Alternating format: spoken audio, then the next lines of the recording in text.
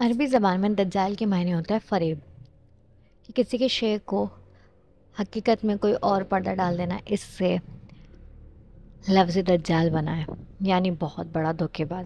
جب یہ کسی انسان کے لیے استعمال ہوگا تب اس کے معنی ہوں گے بہروپیہ کیا۔ یہ لفظ قرآن مجید میں کہیں نہیں آیا، نہ فتنہ دجال کا ذکر آیا ہے۔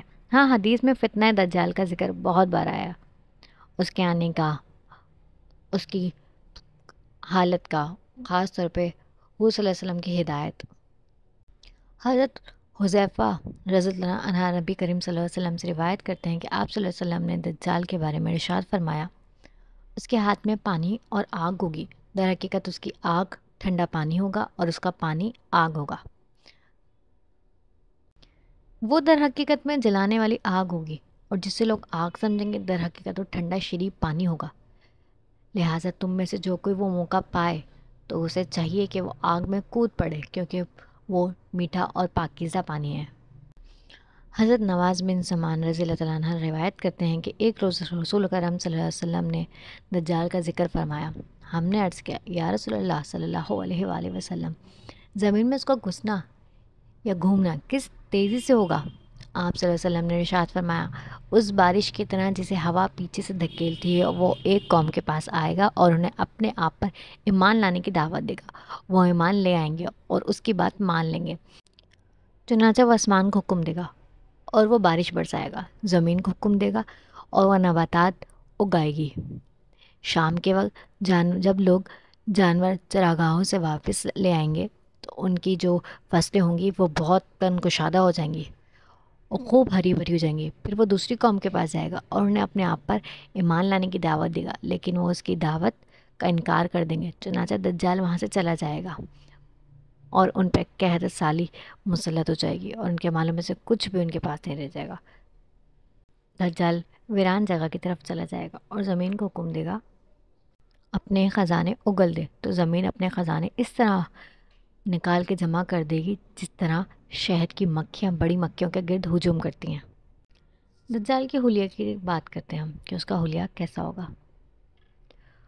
خدائی دعوے دار دجال کی آنکھوں کے درمیان کافر لکھا ہوگا، وہ خدائی کا دعویٰ فرما رہا ہوگا، اور ایسا نہ ہوگا کہ وہ جو لفظ اس کی آنکھوں کے درمیان لکھا ہوگا وہ لوگوں کی آنکھوں سے اونجھل ہوگا، بلکہ پڑھے لکھے لوگ تو ایک طرف، ان پڑھ لوگ بھی اسے پڑھ سکیں گے، کیونکہ بے شک اللہ ہر چیز پہ قادر ہے۔ دجال کی آنکھوں کے درمیان اس طرح لفظ کافر لکھنے پر مکمل اللہ تعالیٰ قدرت رکھتا ہے، اسے دنیا کا کوئی صابن کیمیکل نہیں مٹا سکے گا۔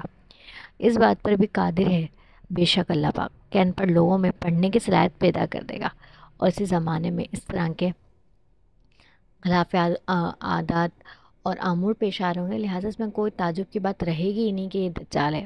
البتہ یہاں دو باتوں کی وضاحت ضروری ہے۔ ایک تو یہ کہ بعض روایت میں دجال کی دونوں آنکھوں کے درمیان لفظ کافر حرف تہجد کے ساتھ الگ الگ کر کے لکھنے کا تذکرہ ملتا ہے، یعنی یہ لفظ اس طرح کے ہوگا کہ کاف رے لکھا ہوگا، اور بعض روایت میں حرف تہجد کے ساتھ لکھا ہونے کی تصحیح نہیں ہے۔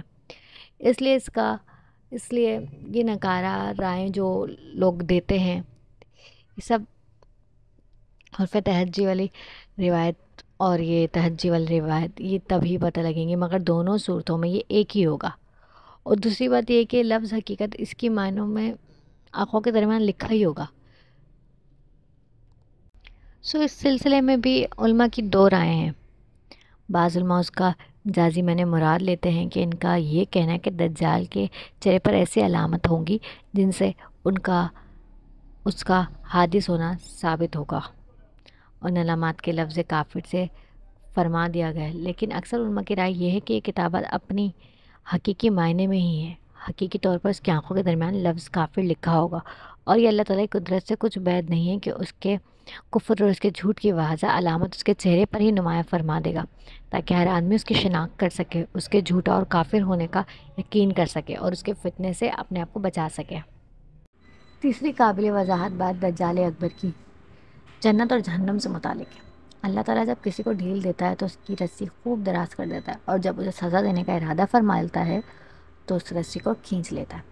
دجال جب خدائی کا دعویٰ کرے گا، نعوذ باللہ، تو اللہ تعالیٰ اس سے بھی ڈھیل دے گا، حتیٰ کہ دجال اپنے ساتھ جنت اور جہنم لیے پھرتا ہوگا۔ جب کسی پر اپنا انعام کرنا چاہے گا تو اسے اپنی جنت میں داخل کر دے گا، جو در حقیقت اللہ تعالیٰ کی جہنم ہوگی، اور جب کسی کو سزا دینا چاہے گا تو اسے اپنی جہنم میں داخل کر دے گا۔ بظاہر وہ بھڑکتی ہوئی آگ ہوگی، لیکن حقیقت میں اللہ تعالیٰ کی جنت ہوگی۔ لوگ جب اس کے ساتھ جنت اور جہنم کو دیکھیں گے تو خوف زدہ ہوں گے اور اس پر ایمان لانے لگیں گے، خاص طور پہ جب وہ دیکھیں گے کہ جن لوگوں نے دجال کو اپنا رب نہیں مانا، دجال نے انہیں بھڑکتے ہوئے شعلوں کی نظر کر دیا اور مزید ڈر جائیں گے۔ اس کا مطلب یہ ہے کہ لوگ جس چیز کو جنت سمجھ رہے ہوں گے وہ ان کی نظر کا دھوکہ ہوگا اور ان کی سوچ کی غلط فہمی ہوگی۔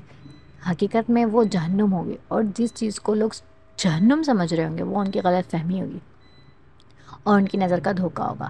حقیقت میں وہ جنت ہوگی۔ اس لیے نبی صلی اللہ علیہ وسلم نے فرمایا، اگر کسی آدمی کو دجال کا زمانہ مل جائے اور وہ آزمائش میں پڑ جائے تو اسے چاہیے کہ وہ بے کھٹ کے دجال کی جہنم میں چھلانگ لگا دے۔